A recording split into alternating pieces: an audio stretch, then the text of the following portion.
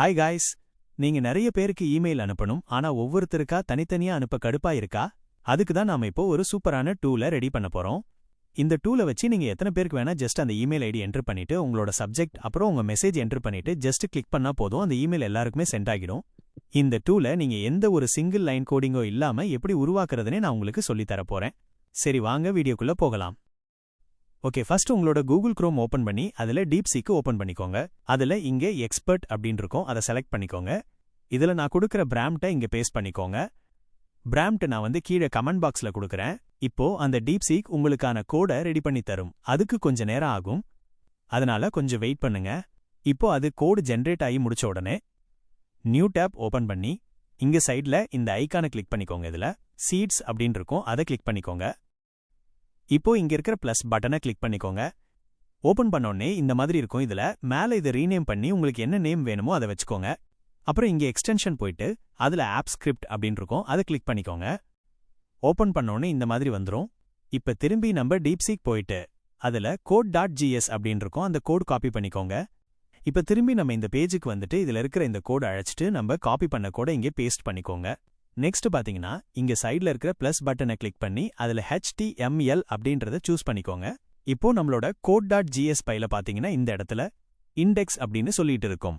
இங்க நம்ம என்ன நேம் கொடுக்கறோமோ அதுதான் நம்ம HTML-க்கும் ஃபைல் நேமா வைக்கணும். இப்போ நான் என்னோட HTML ஃபைல் நேம் இண்டெக்ஸ்னு சொல்லி மாத்திக்கிறேன்.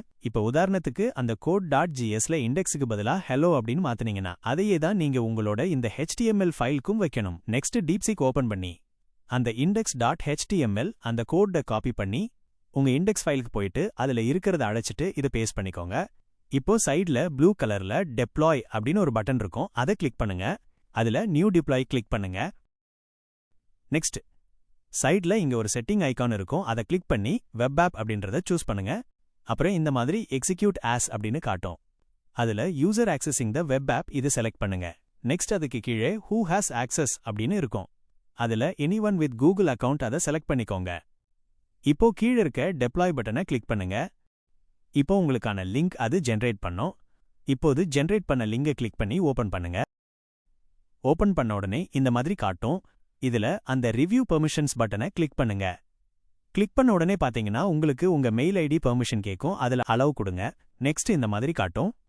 பயப்படாதீங்க, இங்க அட்வான்ஸ் அப்படின்னு இருக்கும், அதை கிளிக் பண்ணுங்க. நெக்ஸ்ட் கீழே இந்த மாதிரி கோ டு அப்படின்னு சொல்லிட்டு இந்த இடத்துல ஒன்னு காட்டும், அதை கிளிக் பண்ணுங்க. இதுல இந்த மாதிரி கண்டினியூன்னு காட்டும், அதை கிளிக் பண்ணுங்க. இதுல நீங்க எந்த மெயில் ஐடி சூஸ் பண்ணீங்களோ அந்த மெயில் ஐடி மூலியமா தான் உங்களுக்கு மெயில் போகும், அதை ஞாபகம் வச்சுக்கோங்க. அவ்வளவுதான், நம்மளோட எல்லா வேலையும் முடிஞ்சிருச்சு. இதுல சப்ஜெக்ட், மெசேஜ், அப்புறம் கீழே பாத்தீங்கன்னா மெயில் ஐடி என்டர் பண்றதுக்கான ஆப்ஷன் இருக்கும். இதுல நீங்க எவ்வளோ மெயில் ஐடி வேணா என்டர் பண்ணி எல்லாத்துக்கும் அட்டென்ட் டைம்ல உங்களோட அந்த மெசேஜை சென்ட் பண்ணலாம். இப்ப எக்ஸாம்பிள் நான் இதை ஃபில் பண்ணி உங்களுக்கு சென்ட் பண்ணி காட்டுறேன். இப்போ கீழே இருக்கிற சென்ட் இமெயில் அப்படிங்கிற பட்டனை கிளிக் பண்ணி சென்ட் அப்படி என்பதை கொடுத்துக்கிறேன். இப்ப பாத்தீங்கன்னா சக்சஸ்ஃபுல்லா எல்லா இமெயிலும் சென்ட் ஆகி முடிச்சிடுச்சு. ஓகே, இந்த வீடியோ அவ்வளோதான். என் மூலமா இந்த வீடியோல ஏதாவது ஒரு சின்ன இன்ஃபர்மேஷனை கத்துக்கிட்டு இருப்பீங்கன்னு நான் நம்புறேன். வேற ஏதாவது இந்த மாதிரி டூல் பண்ணணும், ஆஃப் பண்ணணும் அப்படின்னு உங்களுக்கு ஏதாவது ஐடியா இருந்தா அதை கமெண்ட் செக்ஷன்ல போடுங்க. நான் நெக்ஸ்ட் வீடியோவா அதை போட பாக்குறேன். இதே மாதிரி யூஸ்ஃபுல்லான வீடியோஸ் பார்க்க நம்ம பேஜை மறக்காம சப்ஸ்கிரைப் பண்ணிக்கோங்க.